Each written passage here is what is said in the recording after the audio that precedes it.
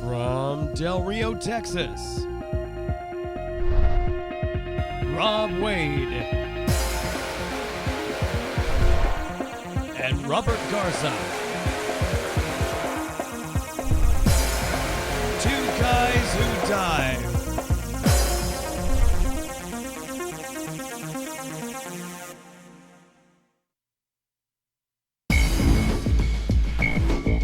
This episode of Two Guys Who Dive, recorded live Saturday, September 13th, episode 114, What Happened to Summer.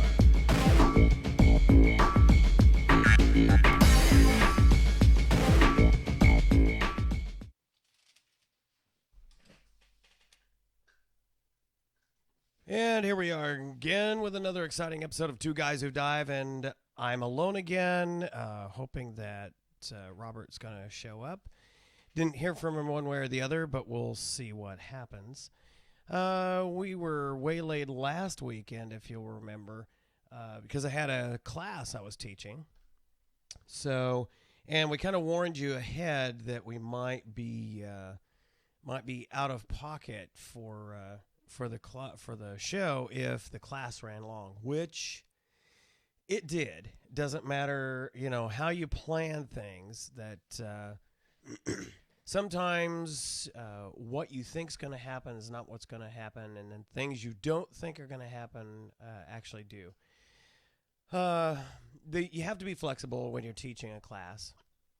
Actually, you should be flexible all the time, but when it comes to teaching a class, you kind of have to be flexible with the students because they're going to learn at the pace they're going to learn.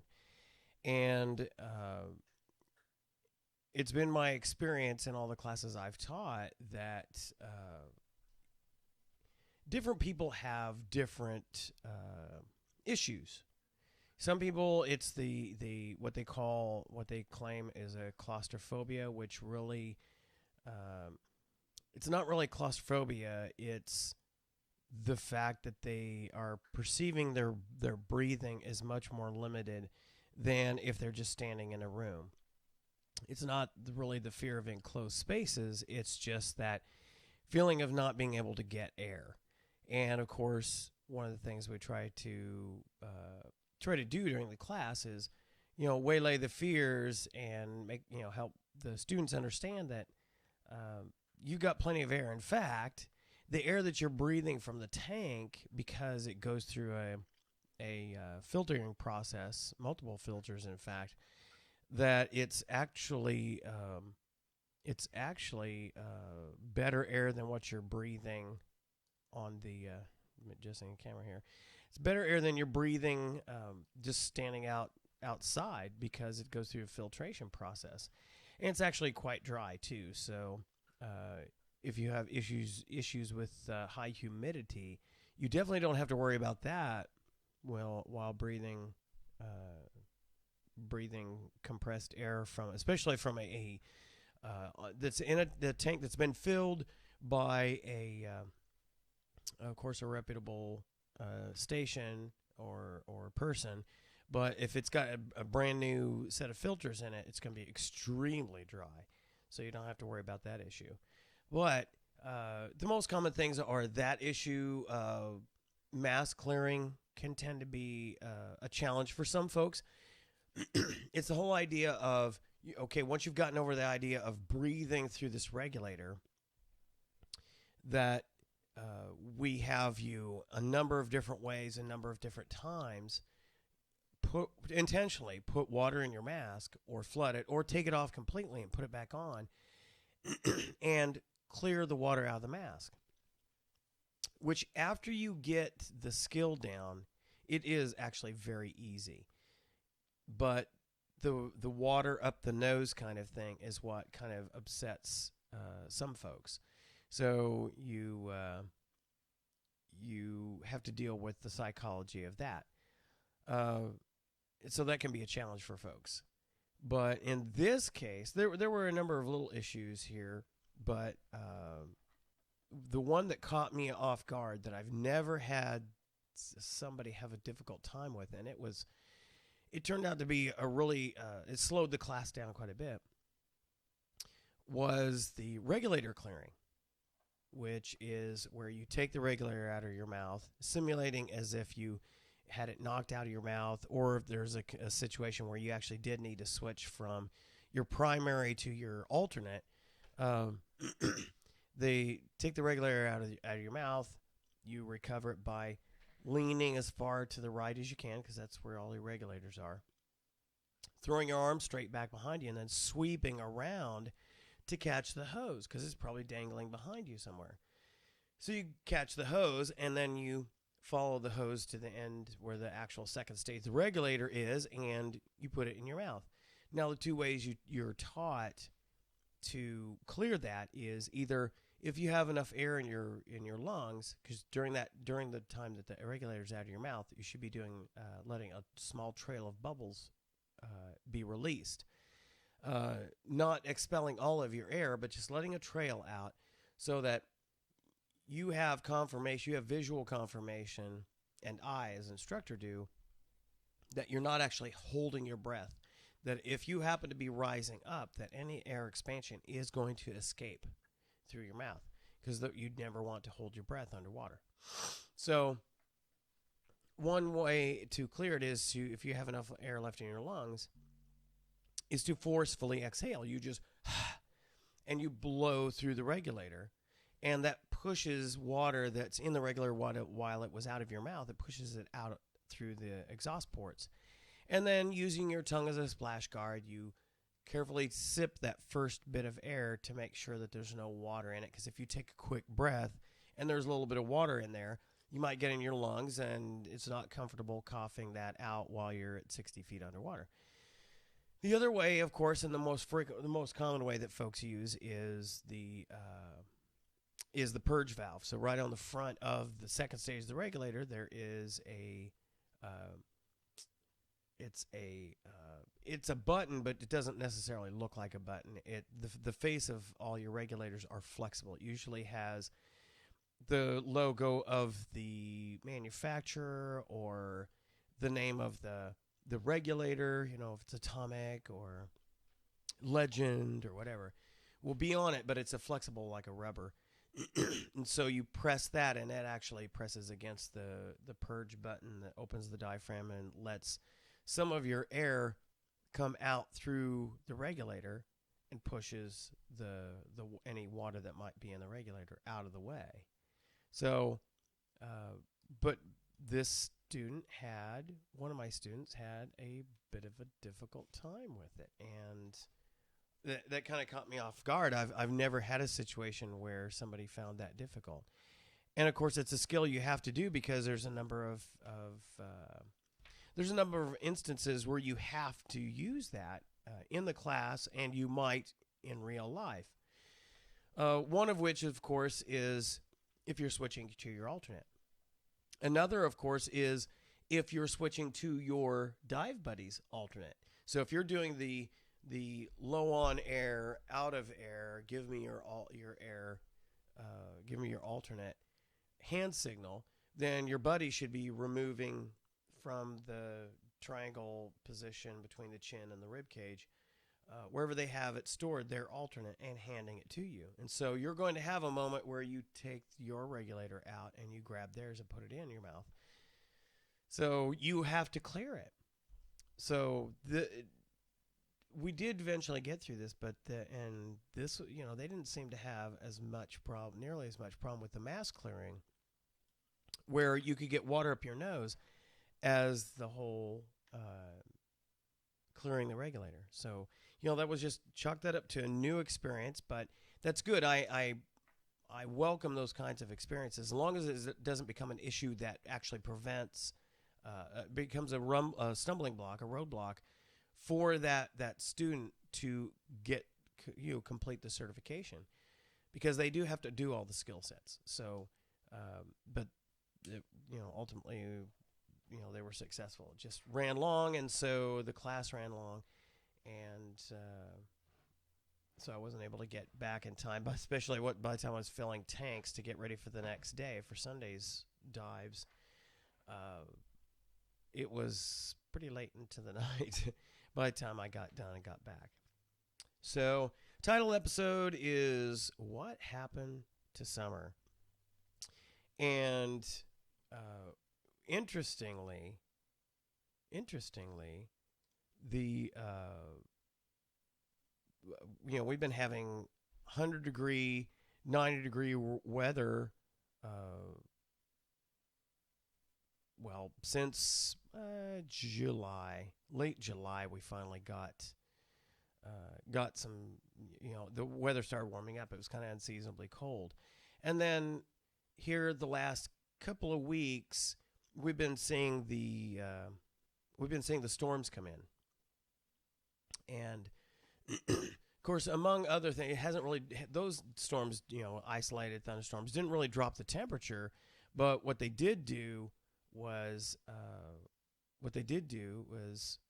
add water to the lake, some, not significantly, but along with that rainwater comes all the silt and everything else that comes along with it. And you talk about annoying. We actually started having some fairly decent visibility there for a while. The temperatures, the lake temperatures being low to mid 80s, and but the visibility, if you were in certain parts of the water column, because we have the thermals, etc. Depending on where you were in the water column, you experienced visibility that was as low as 5 feet. But once you drop below all of that, we were seeing visibility that was closer to 15, even almost 20 feet, which was really exceptional. Well, that made it easy, when you're diving out at like Spur 454, where it's all cliff area, and it's overhang. So once you drop down, you're actually moving inward towards if you're following the wall, it moves inward, and the rock above you extends overhead. So it almost gives you the feeling of being in a cave.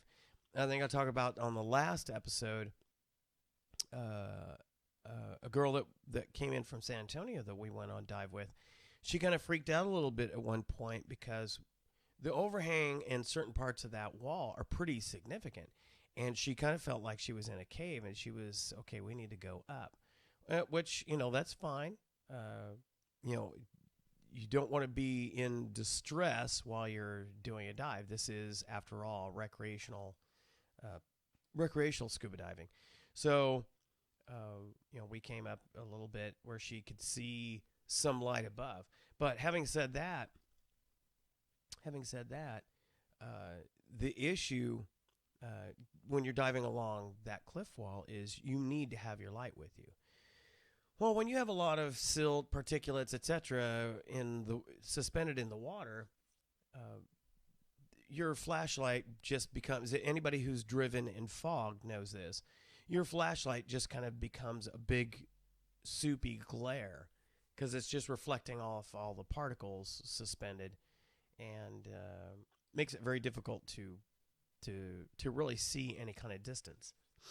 But up until about 3 weeks ago, the visibility, once you got below the thermal, opened up pretty nicely, and I could actually shine my light down, again, 15 to 20 feet and see everything really well, which is great.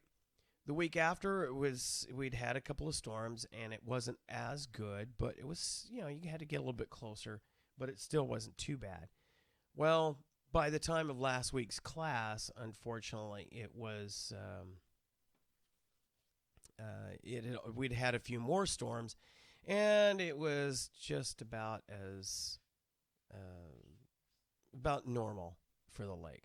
So it dropped down to maybe 10 feet at the best for visibility. Of course, where I'm teaching the class isn't actually on the rock wall. It's in the cove around beside that. So it's not going to be, that area is not going to be quite as good visibility as the cliff wall. But still, that was an indication of what was going on. So fast forward to this week, and we've had little, isolated storms. But then Friday brought in this ridiculous front. Everybody else had been experiencing the front. They were experiencing snow up in Colorado, and I'm like, there's no way I'd want to be up there. But this front came in and brought a really interesting and somewhat beautiful kind of storm system with it. And so we had quite the light show and quite a thunder boomer going on last night. Who actually lost satellite signal for a while. Thank goodness for the internet, because it doesn't stop your TV viewing if you got the interwebs. But so storm came in, and I have a watering trough that we got at Tractor Supply here in Del Rio that I got for filling up and being able to clean gear. It's perfect for that. Well, it was completely dry until this storm system came through, and so it's got 4 inches of rainwater in it. So we had an intense storm come through, and it basically kind of rained with various degrees of intensity all night and for most of the day, and which was tough because I'm trying to work on stuff, doing some cleaning, etc. And you just can't. It just makes it very annoying to go outside and all you're doing is stepping in mud or getting soaked. And I was also trying to do some work on the compressor. At the end of the class, I was filling up tanks, and I've got a Max Air 90 gas-powered compressor. It's an awesome unit, but had the second stage valve that's attached to the condenser blow, so it wouldn't get to full pressure, so I couldn't fill the tanks all the way. So I've basically been down for the better part of the week awaiting the part, which fortunately is just up the road at Kerrville, Texas. So ordered that, and they sent it through U.S. mail because it's a small part, a very expensive part, but a small part. And I was trying to get that installed this morning, and it was easy to do, but just very messy because all the mud and everything. The trailer is gonna need a good cleaning when we get some decent weather. So with that, the temperatures this morning were down in the 60s. I'm like, we went from over 100, anywhere from 98 to over 100 every day, all the way down to 61, and that's just too cold for me. Anybody who knows me knows that I prefer the hot weather. That's why I chose to move to Texas, why I chose working with the Air Force in Texas, because I hate the cold. I grew up in Ohio and Missouri, and no more of that snow stuff. No more. Everybody was like, oh, I love the changing of the leaves. I'm like, I don't care about the changing of the leaves. That is, yeah, it's beautiful, blah, blah, blah. I don't care. I want to be able to be warm. I like being able to wear T-shirts and shorts or go diving without having to wear a 7mm full. So that's why I'm in Texas. So when it drops below 80, I'm not a happy camper. So needless to say, today has been kind of a miserable, nasty day for me. So I'm hoping tomorrow is going to warm up and look nicer. Of course, now that means I also have a lot of car cleaning to do because of the mud and water puddles, etc. So I'm like, what in the world happened to my summer? I mean, we normally don't see a dramatic change like this until October, sometimes even as late as November. And as you'll see, and when we get to Administravia, I only have one class scheduled left for this season. It's the end of this month. But I do have some folks who are interested who may not be able to take the September class, so they're going to try for October.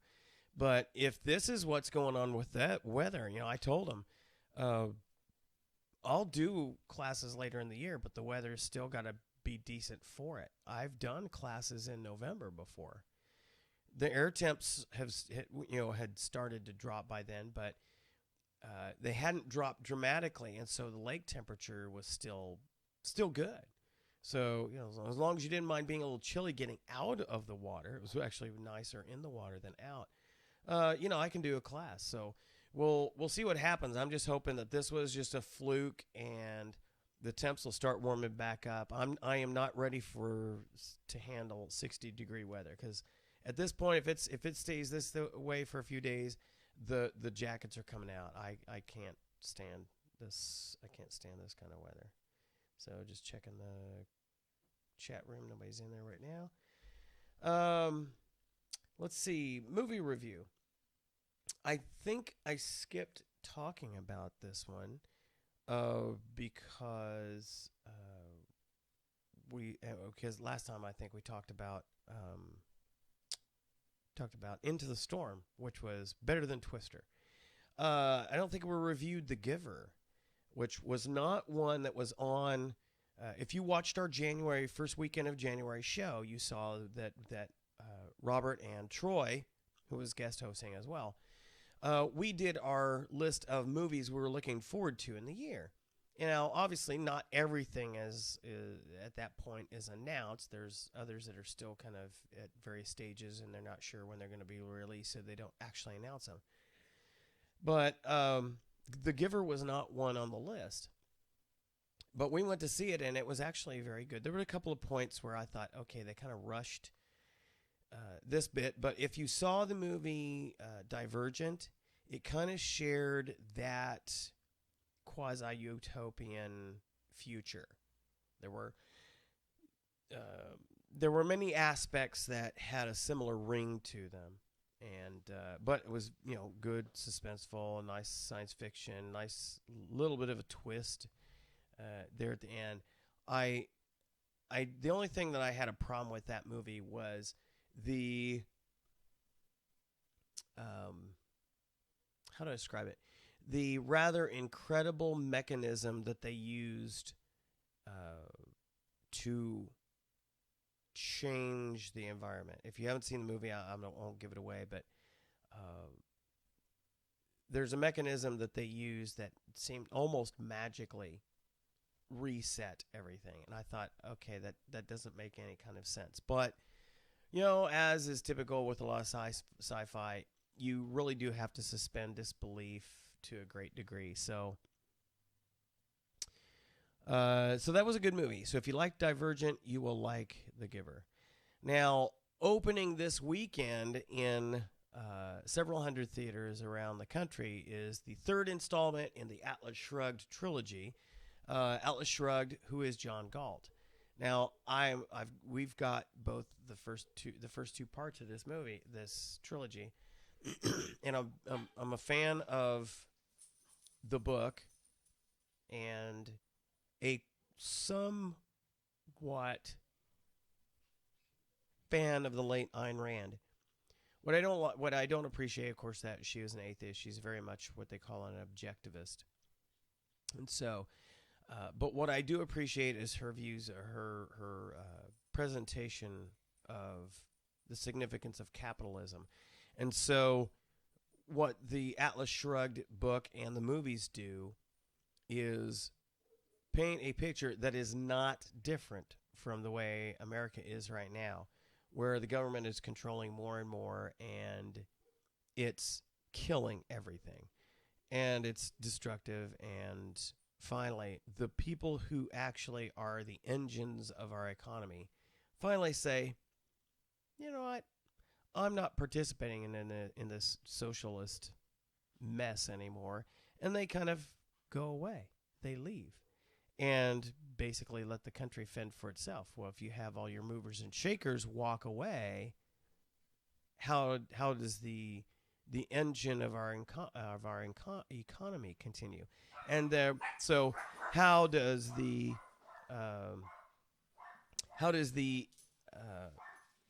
government then continue to do the stupid things that it wants to do with entitlements, etc., when you have nothing feeding into the system? So It's a great book. Should be taken a little bit with if you're a Christian, take it with a little bit of grain of salt. But it definitely is a picture of the way the country is today, and what can happen and what might happen if people aren't careful. So, but the problem is it's not scheduled to be shown in Del Rio. I exchanged emails with the buyer for Cinemark Theaters for our theater here in Del Rio to find out when it would be, because sometimes we don't get it first, the opening weekend. We get it subsequent weekend. And I've got Grays that want to join us here.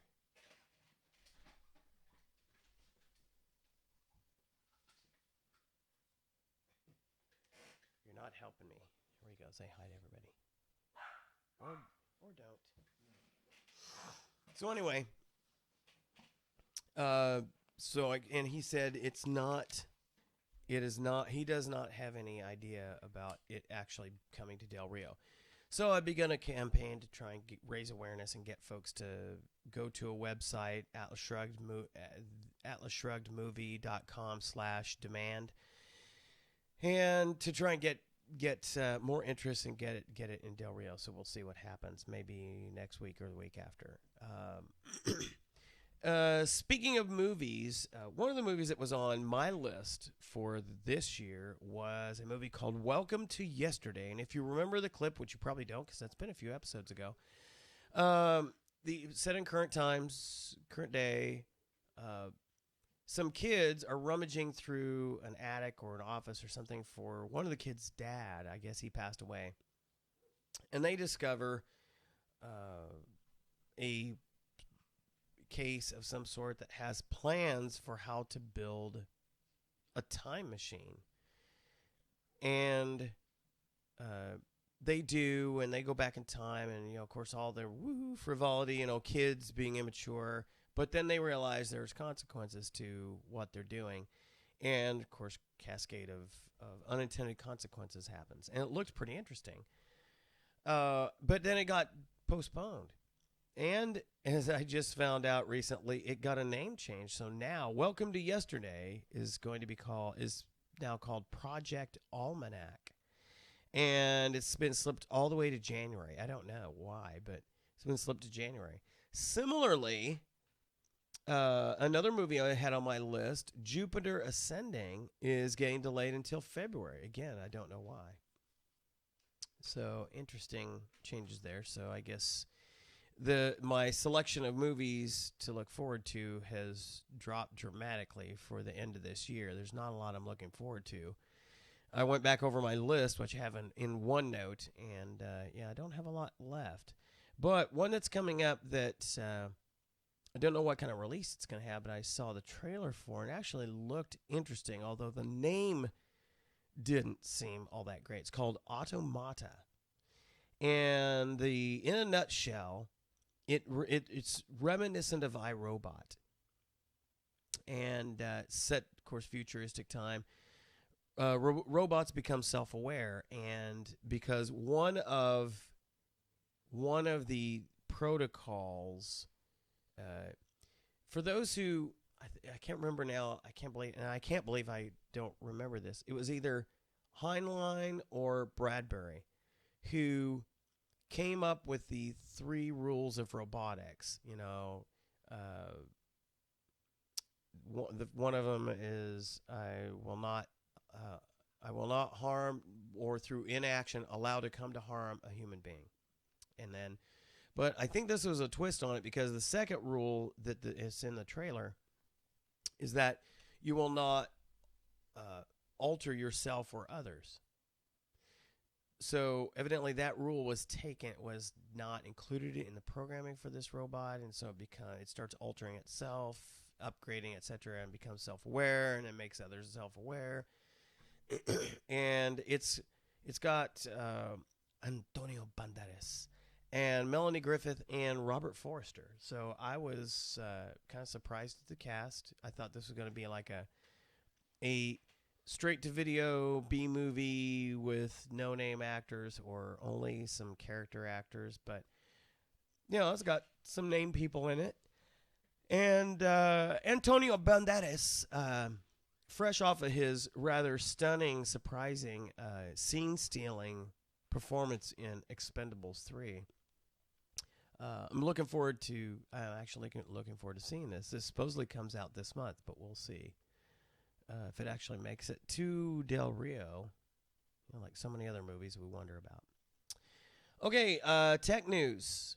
Unless you've been hiding under a rock or in space, you probably are aware that the iPhone 6 and the 6 Plus came out and have been selling hotcakes. Now, I kind of predicted that because the 6 Plus is 5.5 inches, I kind of predicted that one wouldn't be as popular as the 4.7. But apparently I was wrong, and it's the 5.5 inch plus version that at least right now, is selling better.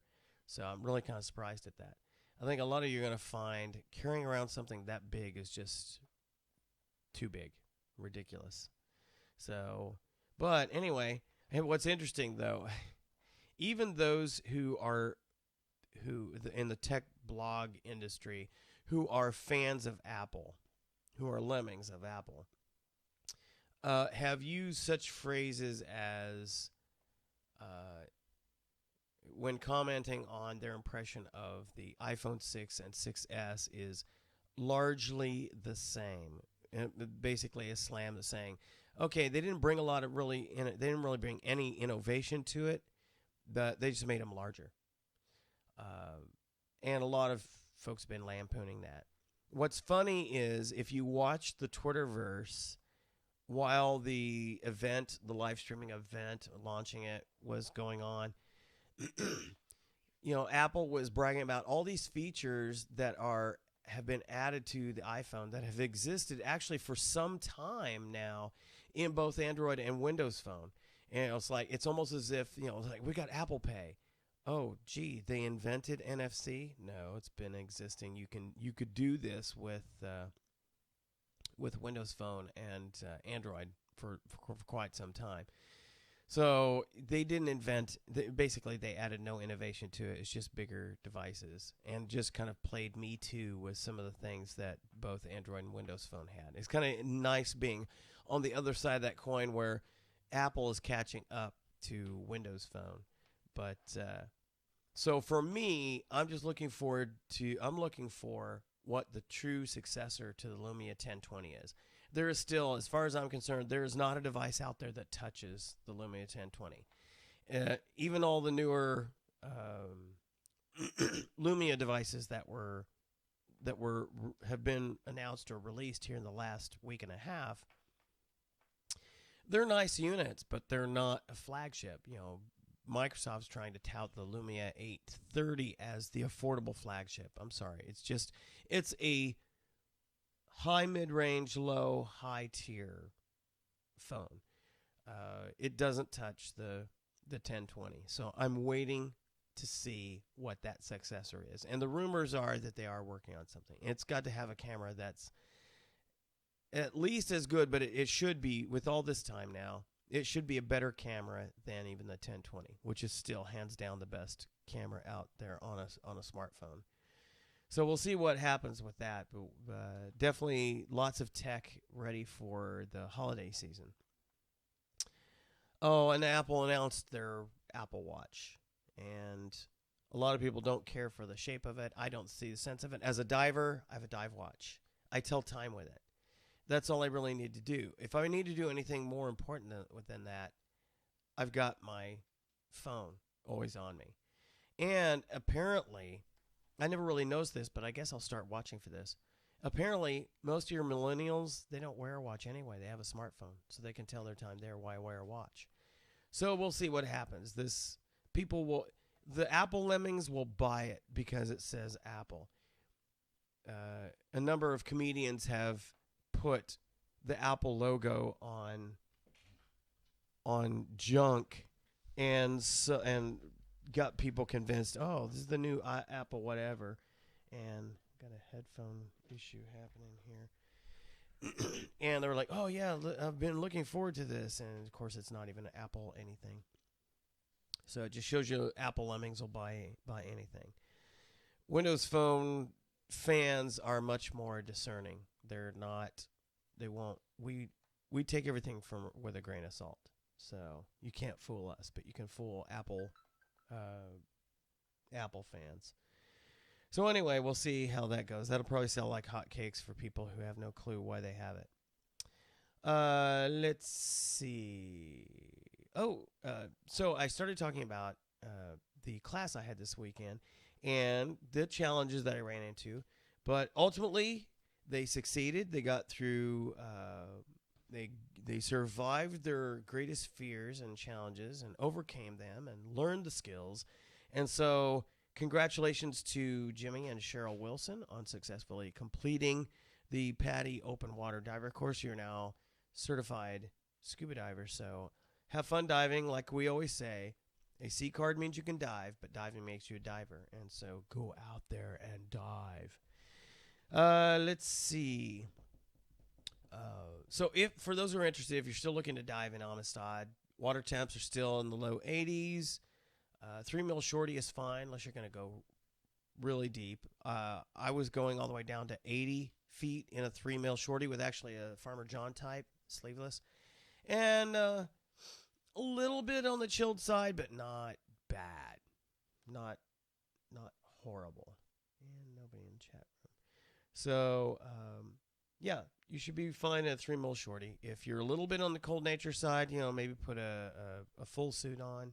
But I wouldn't go as far as a 5 mil. That would be a little bit overkill right now. Although getting out of the water right now would be pretty chilly. With it being 60, let me see what it is. What's the temp right now? According to my Bing Weather app on my Microsoft Surface Pro 3, 64 degrees. That's just too cold for me. I'm sorry. Let's see. Us Texans are about to get a new dive platform or a new artificial reef. A group in Alabama that has actually spent more time prepping and sinking ships for artificial reefs off the coast of Alabama. I've got one that's on its way right now. It's actually being pushed by a tug. That's interesting. It's being pushed by a tug. A tug means you're doing this, so wouldn't it not be a tug but a push? So anyway, a tug is pushing it to go off the coast of Texas down by Corpus Christi. So about 7 to 8 miles off the coast of Corpus Christi in just a few days. The Kinta S, a cargo ship, 155 feet of cargo ship, is going to be sunk in 75 feet of water. So if it is sunk in 75 feet of water, it's a good bet that at least the top of the superstructure, even a basic open water diver who's certified to 60 feet will be able to take advantage of that dive. And if you are an advanced diver or more, or you got plenty of experience going deep, you could go all the way to the bottom, 75 feet. Like I said, I have been going out to 85 feet out here at the lake. So I've got some video if I can get it going here.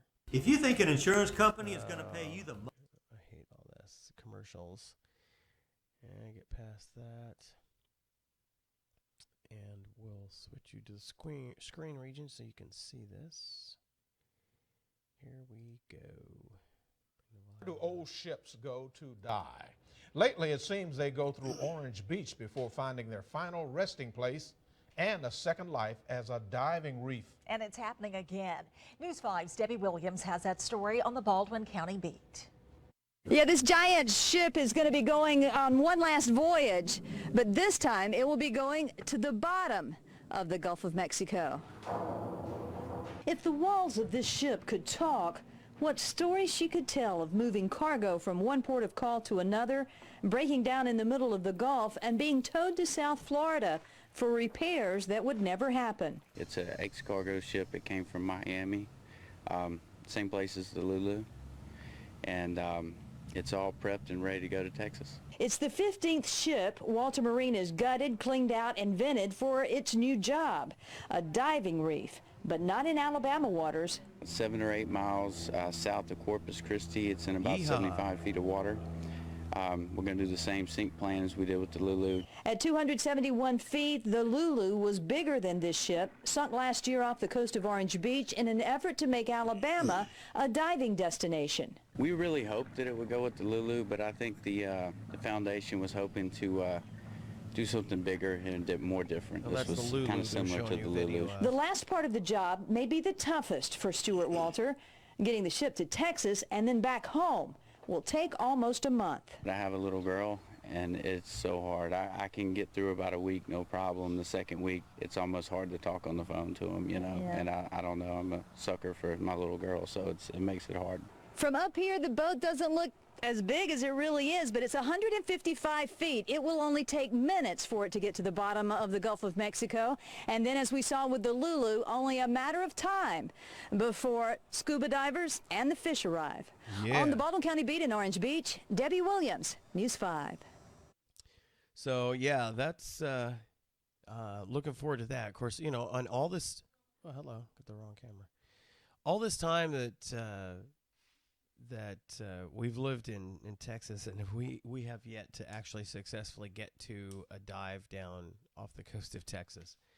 So hopefully once that thing gets planted, we'll be able to make that one of our trips. That looks pretty cool. A lot of open area to actually swim through. That's the fun thing about these ships that are sunk as reefs is they make them safe. Of course, they make them environmentally safe as well, but they make them safe for divers because they cut open areas for divers to actually penetrate without danger. If you're going to actually dive a true shipwreck, it means it's not been prepped to sink. It sank because of storms or torpedoed or something like that. And you have to make sure that that you know the right practices, the right equipment to penetrate in, because there's some tight areas and a lot of silt, and you can get trapped and run out of air and die. So, but the thing about the ships that are sunk as reefs, let me show you another picture of the ship. I like this picture, although it's slanted. Is there's a lot of area for you to actually get down and look. So you see a lot of areas opened up. That's pretty cool. And of course, the bridge area is always fun to see.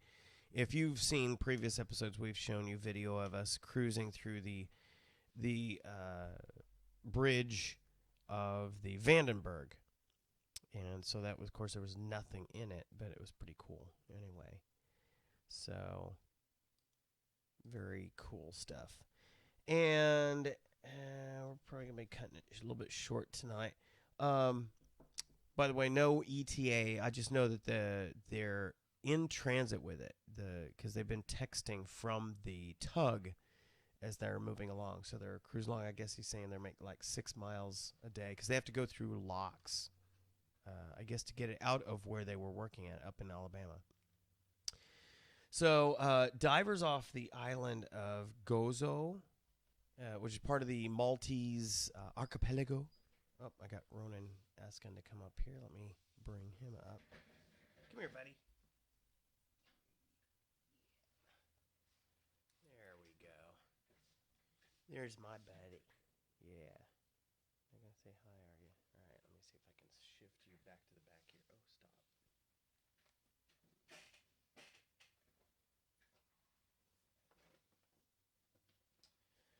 Pardon the interruption, but I gotta take care of the dogs there.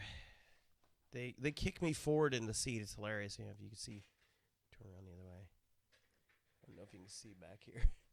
So I've got 2 dogs in the back here. They really like sitting up here while I am. So I'm the front edge of this chair. You know, for your normal business chair, they kind of have a bump up to comfortably support your legs. Mine is all crushed down because the dogs always insist on climbing up here, so it shoves me further and further to the edge. So I'm I'm barely sitting on this chair. If this was one of the shorter, not a executive chair, it would have a much shorter seat part, so there'd be no room at all. So it's hilarious. Anyway, these divers off the island of Gozo in the Maltese archipelago, they slipped off their, I guess they were on a inflatable, one of those Zodiac type boats, I guess, to pull a dive off, and they were greeted by a massive sunfish, also called a Mola Mola. This is one of the most odd fish that you find in shallower waters. I say shallower waters, as opposed to all the images that you're probably familiar with if you watch any Discovery Channel, etc., where they are showing all of the weird fish that they find at several thousand feet down in the dark waters. The sunfish, the Mola Mola, is called a sunfish for obvious reasons, but this thing is massive. I'd seen pictures of these fish before, but never up against a human being. So I knew they were a good size. I thought they were typically a grouper size. But this was absolutely amazing. You have to see this. This is truly a shot of a lifetime.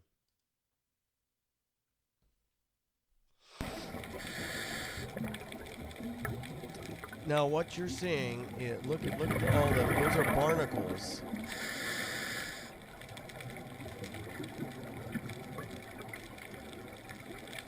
Those are barnacles on the fish. And it's followed by a school of fish. Look how big this thing is. It doesn't even look real. But look how big this thing is compared to the divers. I mean, we're talking whale shark size fish.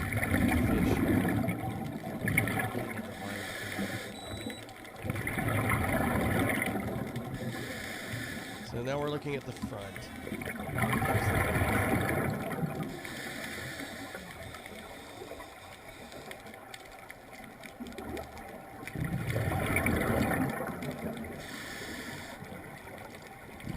It's just amazing.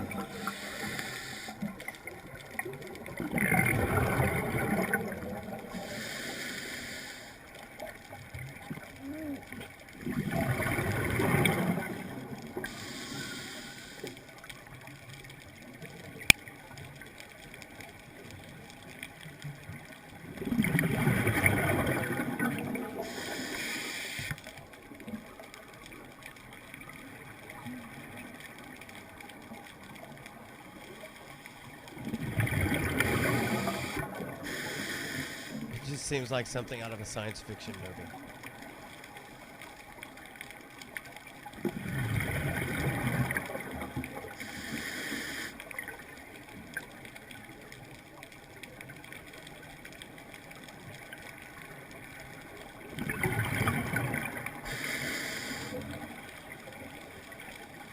And the dorsal fin looks as tall as a human.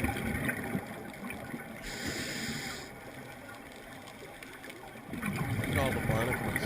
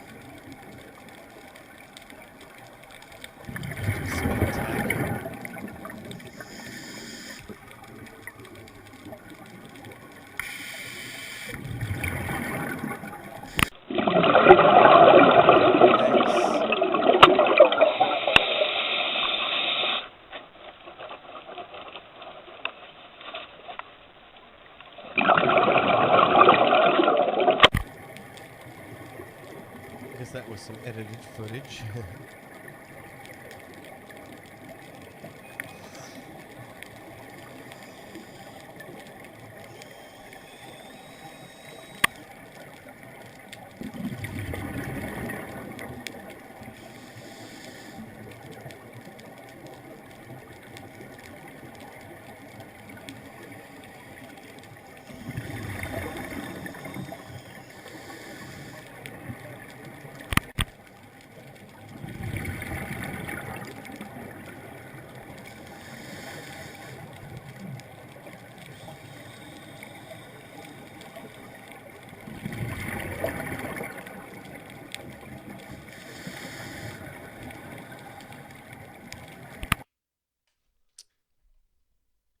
And I'll let that run so they get credit. Cool. So that is some amazing stuff. Just got a message over the Facebook. One of the divers I know, I actually took her through a refresher course.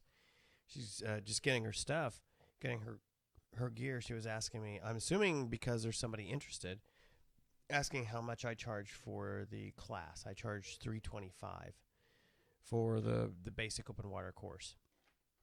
And you can get details on how that works if you go to delriodiveclub.com and then look at the tab for scuba classes, and then I've got some details there, and then download the things to know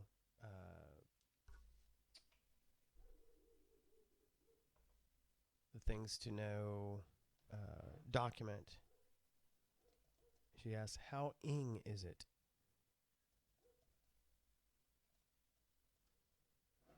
I think she meant how long? We'll see what happens. But yeah, that's and then if it's outside of one of my normal class dates, then I charge a little bit more because I have to rearrange schedules, etc., in order to pull off the class. I work during the day, so I have a regular day job. The scuba classes are purely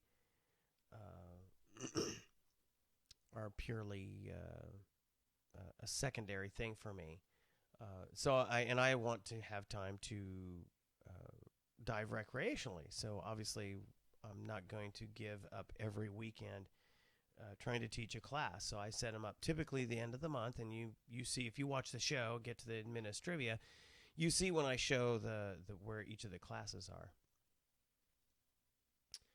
She's asking if I give a military discount. I do not. I have set my classes to a level that's reasonable given the market here. So I think my prices are reasonable. Let's see. She's also okay. I was right. She was asking how long it is. Not counting the self-study.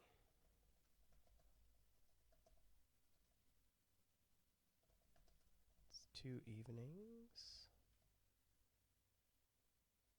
And all day Saturday. And, oops, it'd be helpful if I spelled Saturday correctly.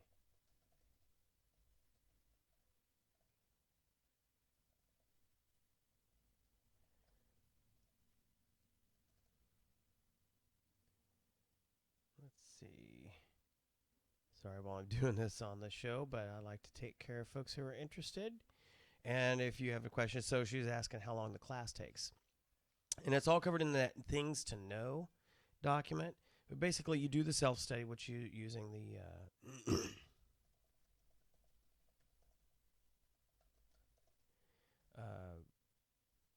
because you take care of the self-study, then it's prescriptive teaching after that when we get together on the Thursday and Friday.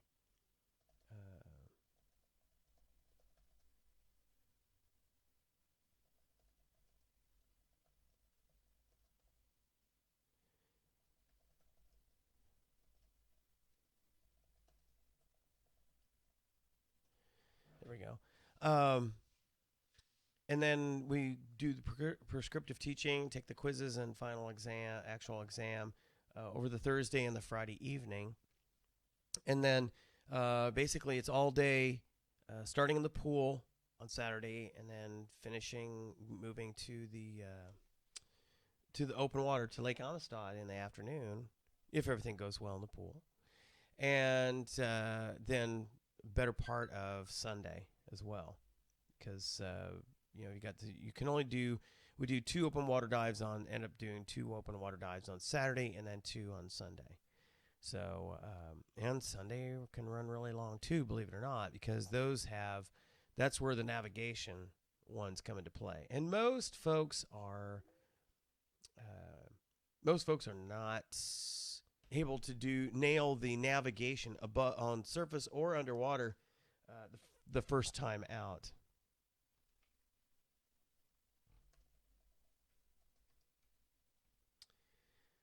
Oh, okay. Her boyfriend wants to try it. Is he in Del Rio? Thing is, if he's not in Del Rio, he might be better off going out to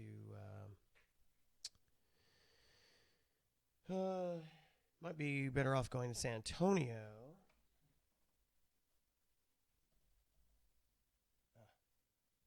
I'm so used to the touch screen, let me tell you.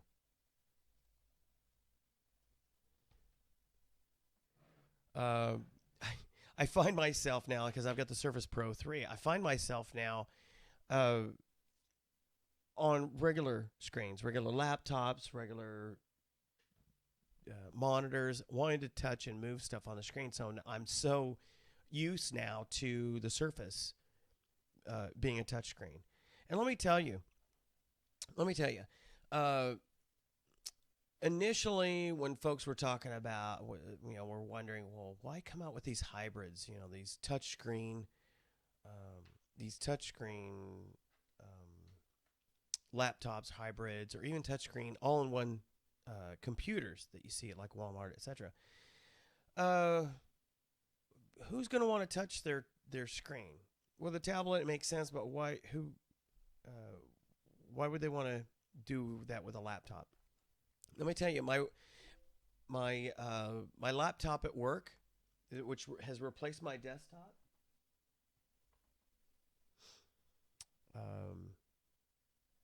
Let's see. She's asking when I do the course. Well,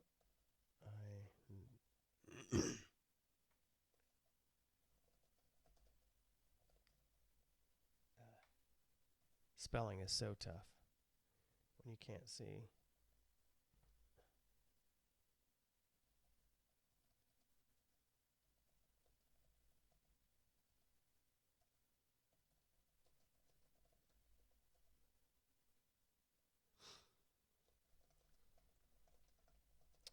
People need to sign up typically by the first week of the month so I can order your materials and get them sent out to you or have you pick them up.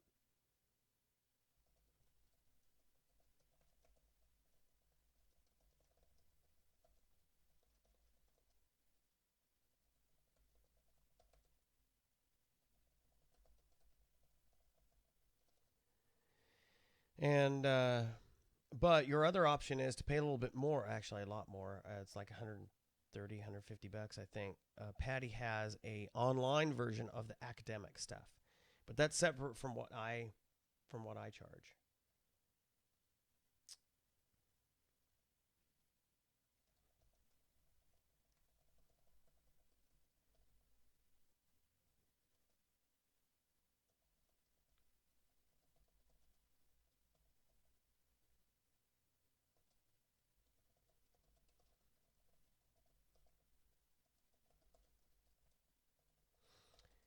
And of course, as I've said before, I've typically scheduled my last class at the end of September, but if the weather's permitting, I'll do it later.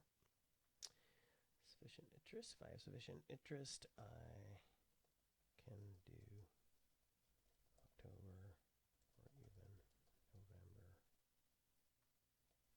weather permitting.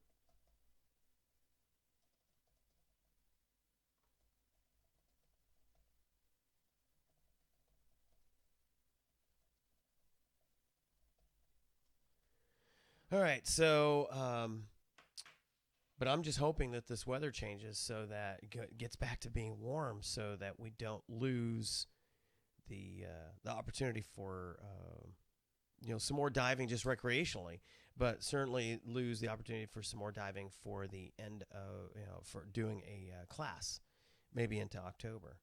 So I had, as I mentioned earlier, I have 4 people potentially wanting to do an October class. And this might make the 5th person, which would be interesting. That would be the heaviest class I've had this late in the year.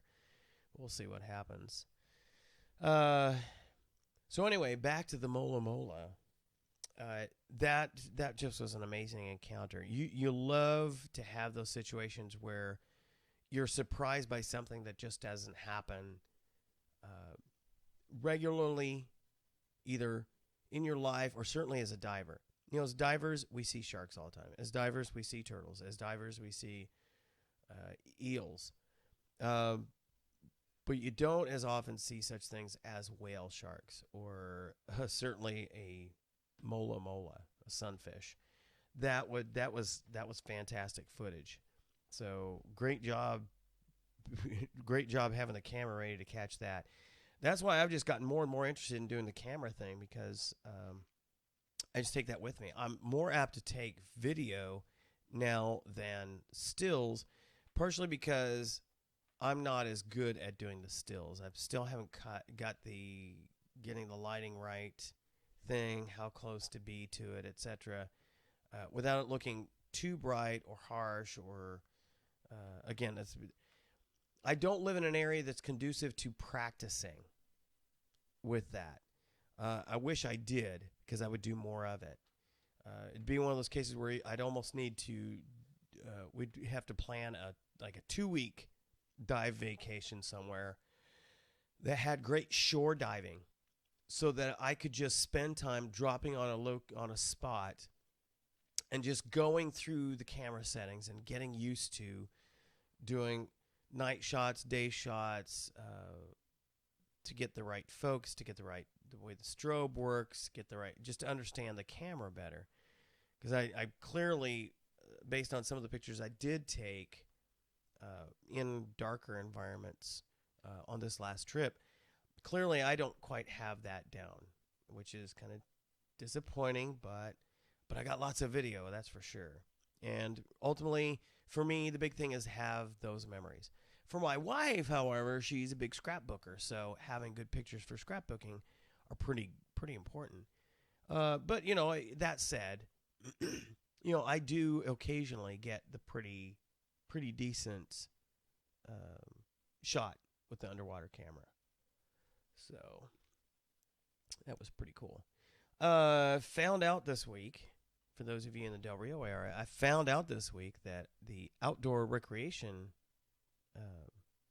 service at facility at Laughlin Air Force Base is looking into getting a compressor and doing air fills for scuba tanks.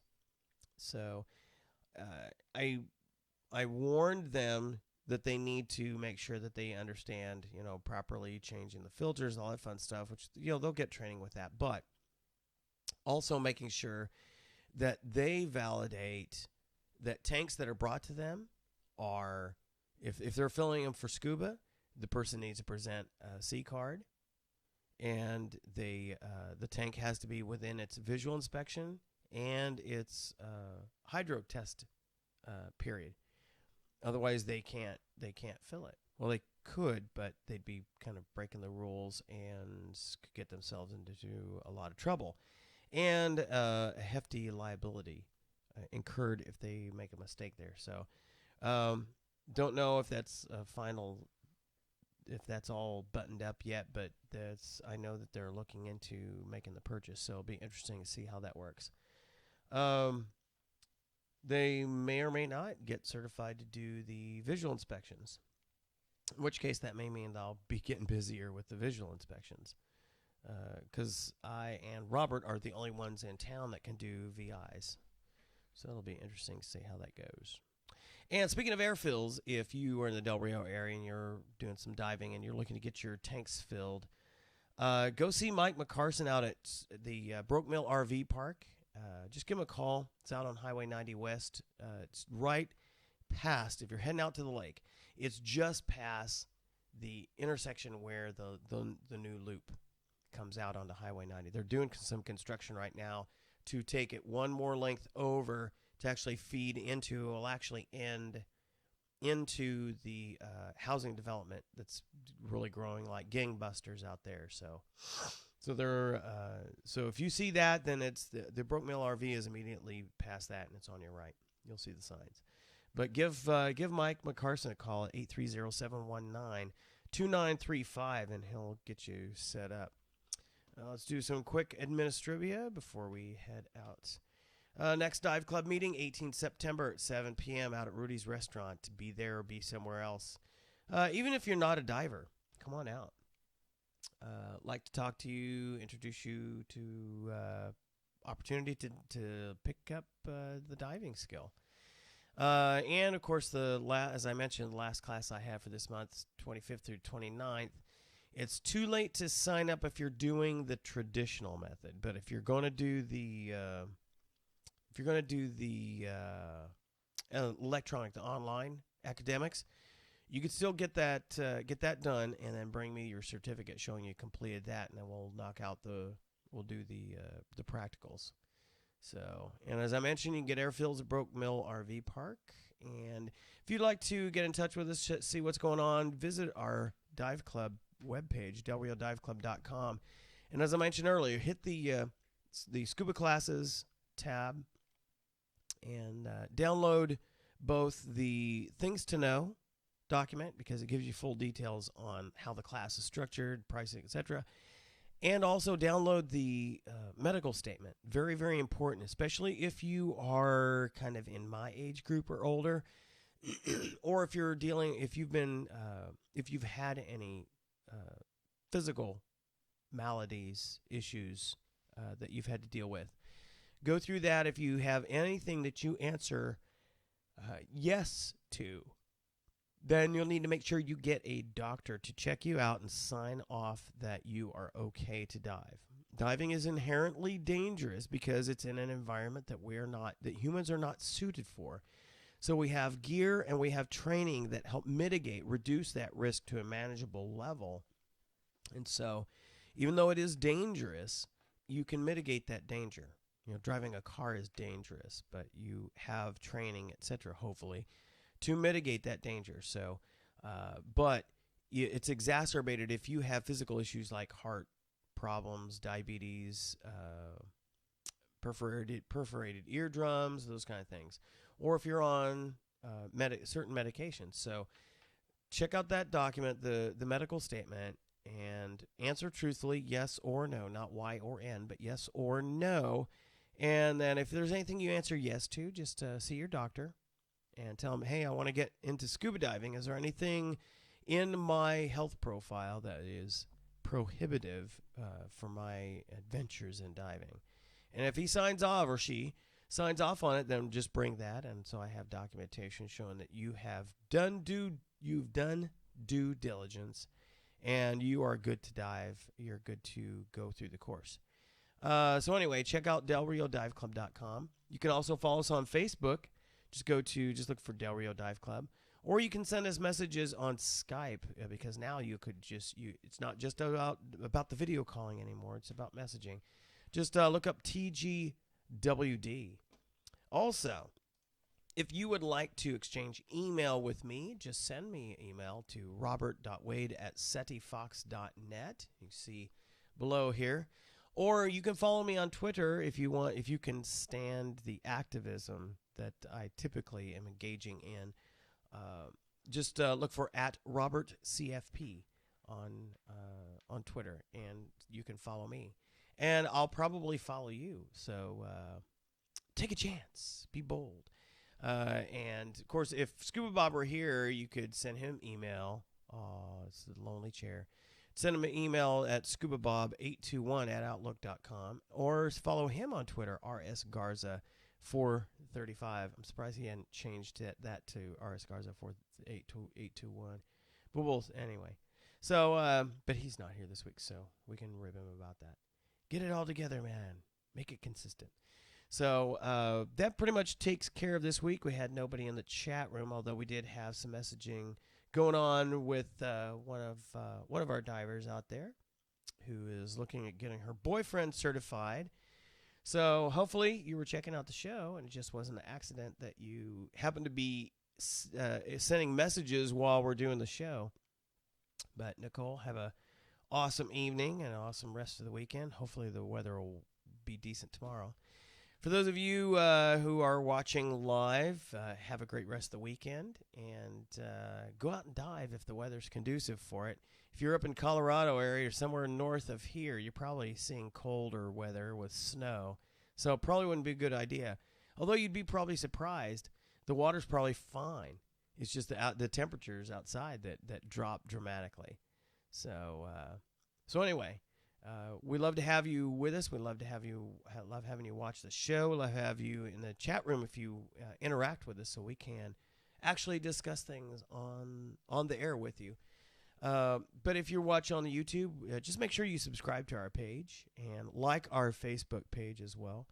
And we'll treat you right because we're all about taking care of you guys in the dive community, especially in the Del Rio area. So that pretty much covers everything I've got for this week. Sorry that Scuba Bob couldn't be here with us, but hopefully he'll be here next week. So until then, we'll see you on another exciting episode of Two Guys Who Dive. See ya.